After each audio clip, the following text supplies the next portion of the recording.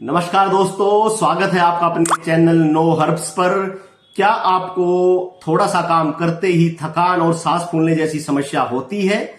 अक्सर हम इसे कमजोरी मान लेते हैं, लेकिन ये हमारे शरीर में खून की कमी का भी एक इशारा हो सकती है। आज के इस वीडियो में हम आयुर्वेद की 2 शक्तिशाली जड़ी बूटियों के बारे में जानेंगे जो अनीमिया या खून के कम बनने की समस्या को कम करने में काफी मददगार साबित होती है। और दोस्तों, हम एक लाइव टेस्ट भी करेंगे जिससे हमारे शरीर के संकेतों का पता भी लग जाएगा कि हमारे शरीर में हो सकता है खून की कमी हो।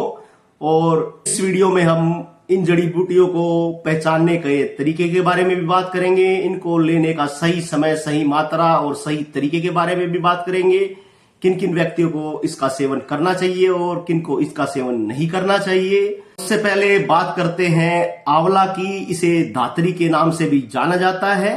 आयुर्वेद में आंवला को धात्री इसलिए कहा गया है क्योंकि ये हमारे को माँ की तरह पोषण देने का काम करता है। दोस्तों, हम आयरन रिच खाना तो बहुत खाते हैं, लेकिन कभी कभी शरीर आयरन को एब्जॉर्ब नहीं कर पाता है। आंवला इस प्रक्रिया को दुरुस्त करने में काफी कारगर माना गया है।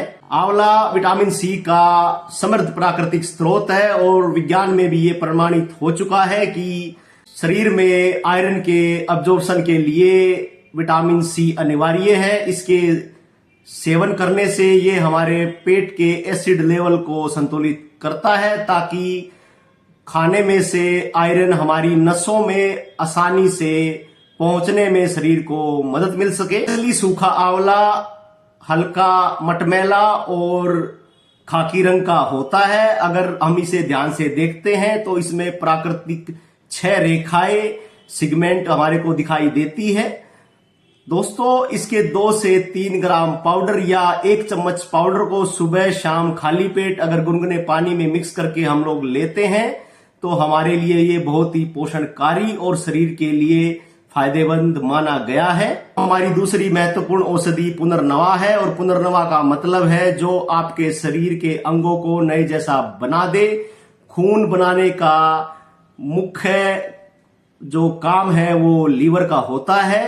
पुनर्नवा के सेवन करने से लीवर डिटॉक्स होता है, लेकिन दोस्तों खाली लीवर डिटॉक्स होने से तो सिर्फ शुरुआत होती है। जब हम पुनर्नवा का सेवन करते हैं तो ये हमारे डाइजेशन सिस्टम को सपोर्ट करता है, जिसके कारण हमारे शरीर से जो गंदगी है वो बाहर निकलने में काफी मदद मिलती है और हमारे शरीर में नए खून का बनना स्टार्ट हो जाता है। और पुनर्नवा खून की क्वालिटी को भी बढ़ाने का काम करता है। पुनर्नवा का एक और सहयोग यह है कि ये हमारे शरीर में होने वाली वाटर रिटेंशन या सूजन को कम करने में मददगार साबित होता है। दोस्तों, अक्सर अनीमिया के पेशेंट्स में पाया जाता है कि उनकी आंखों के नीचे और पैरों में सूजन होती है, और जब हम पुनर्नवा का सही मात्रा में और डॉक्टर की सलाह से सेवन करते हैं तो ये हमारे शरीर में होने वाली सूजन को भी कम करने में सहयोग देता है। दोस्तों, संक्षेप में बात करें तो आंवला का सेवन करने से ये हमारे शरीर में आयरन के एब्जॉर्प्शन को बढ़ा देता है और पुनर्नवा का सेवन करने से पुनर्नवा इस आयरन को इस्तेमाल करके और लीवर को खून बनाने के लिए फिर से चालू करने में मदद कर देता है। ऐसे ये साइकिल पूरी कंप्लीट होती है। तो आगे बढ़ने से पहले एक छोटा सा प्रयोग कर लेते हैं जिसको नेल प्रेस टेस्ट बोलते हैं। दोस्तों, अगर आप अपने नाखून को 5 सेकंड के लिए जोर से अगर दबाते हैं और छोड़ने के बाद अगर 2 सेकंड के अंदर नाखून गुलाबी नहीं होता है तो आपको ये ब्लड की कमी का संकेत हो सकता है। लेकिन दोस्तों, ये टेस्ट कोई प्रमाणित टेस्ट नहीं है और ना ही हमारा उद्देश्य आपको डराने का, सिर्फ हमारा उद्देश्य आपको जागरूक करने का है। अगर आपको बार बार थकान होती है तो आप डॉक्टर के पास जाके सीबीसी टेस्ट करा सकते हैं। दोस्तों, हमारे चैनल नो हर्ब्स का काम आपको सही दिशा दिखाने का है। दोस्तों, अब जान लेते हैं ये दोनों जड़ी बूटियां इतनी जरूरी क्यों है। NFHS 5 की सरकारी रिपोर्ट के अनुसार भारत के अंदर खून की कमी एक बहुत ही बड़ी समस्या है और इस रिपोर्ट के अनुसार स्वस्थ व्यक्ति के शरीर में हीमोग्लोबिन 13 से 17 ग्राम पर डेसीलीटर और महिलाओं में 12 से 15 ग्राम पर डेसीलीटर हीमोग्लोबिन का होना अनिवार्य होता है। साथियों, अक्सर हम आयरन की गोलियां तो खाते हैं लेकिन हमारे शरीर में हीमोग्लोबिन का लेवल नहीं बढ़ता है। इसका मुख्य कारण पाचन अग्नि से लेकर है। दोस्तों, आयुर्वेद साफ और स्पष्ट कहता है कि अगर आपका पाचन तंत्र सही नहीं है तो आप कितना भी आयरन ले, ये आयरन खून में तब्दील नहीं होगा। आंवला और पुनर्नवा इसी अग्नि को जगाकर आयरन को खून में बदलने में मदद करते हैं। आयुर्वेदिक इलाज में परहेज का बहुत ही विशेष योगदान है।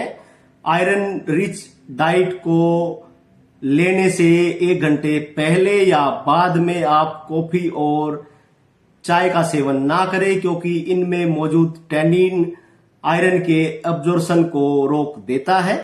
गर्भवती महिलाएं, बच्चे और किडनी की गंभीर समस्या से परेशान व्यक्ति डॉक्टर की सलाह से ही इसका सेवन करें। दोस्तों, अगर हम डॉक्टर के परामर्श से सही समय पे, सही मात्रा से और सही तरीके से इन दोनों औषधियों का 30 दिन तक निरंतर सेवन करते हैं तो ये हमारे लिए बहुत ही मददगार साबित होती है। साथियों, ध्यान रखिएगा कि ये जड़ी बूटी कोई चमत्कारी जड़ी बूटी नहीं है, बल्कि ये हमारे शरीर के प्राकृतिक पोषण प्रक्रिया को सपोर्ट करती है, जिसके कारण धीरे धीरे हमारा शरीर स्वस्थ बनने में काफी मदद मिलती है। साथियों, आपका स्वास्थ्य आपकी जीवन की बहुत बड़ी पूंजी है और हमें उम्मीद है कि जो हमने आपको जानकारी प्रोवाइड की है वो आपको पसंद आई होगी। हमारे चैनल को सब्सक्राइब कीजिएगा, वीडियो को लाइक कीजिएगा और ज्यादा से ज्यादा चैनल को शेयर कीजिएगा। लास्ट में दोस्तों, जय हिंद, जय भारत।